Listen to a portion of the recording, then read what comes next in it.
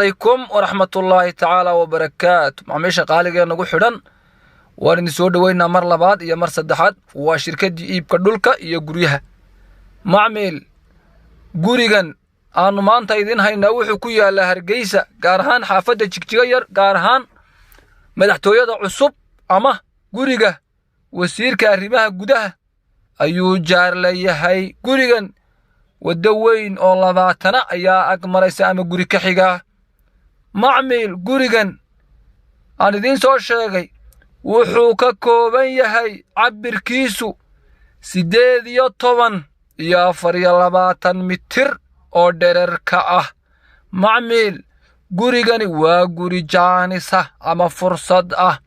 Gurigani 4 jiifa fadhigii iyo cuntadii ayuu ka kooban yahay iyo madbakh weyn oo maxaan ku dhahay storekiisii wata. Macmiil waa guri aad gurigani u qurux badan guriyihii dhismihii ugu dambeeyay weeye. Macmiil gurigan lacagta ayaa loo baahan yahay ama waa jaanis.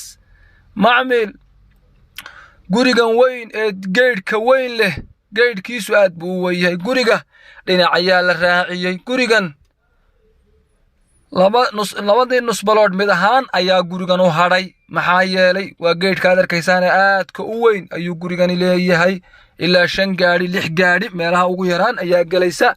meelihii beeraha ayuu leeyahay saad arkaysaanba. macmiisha qaaliga ama arki doontaanba macmiisha qaaliga nagu xidhan gurigan aan idin soo sheegay ee ka dhisan 8 iyo 10 iyo 4 iyo 20 ama 80 iyo 60 ka dhisan cabir ahaan cid walba sidee u taqaana ama 8 iyo 10 iyo 24 ka dhisan waxaa laga bilaabay keli ah 110 baayacaad baa ka furan. gurigan lacagta ayaa aad loogu baahan yahay maxaa yeelay guryaha caynkana ee ku yaala xaafadahan ama Jigjiga yar ku yaala waxaa la siiyaa 150 ilaa 120 ayaa ugu hooseyn la siiyaa.